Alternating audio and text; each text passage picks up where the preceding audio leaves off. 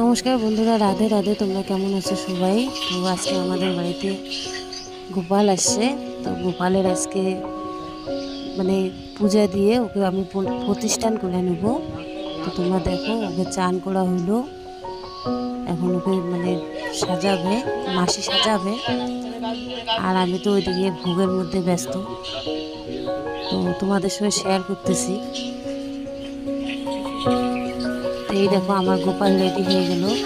তো আমার শ্বশুর গেছিল তীর্থ। তো তীর্থ থেকে আমার জানা ছিল না যে আমার শ্বশুর আবার গোপাল নিয়ে আসবে। তো তার আগে আমি মন্দিরটা বানাই নিছি, ওই জন্য যাক ভালোই হয়েছে। আর এইখানে আমি ভোগ রেডি করতেছি গোপালের জন্য। তো এখন নিয়ে যাব।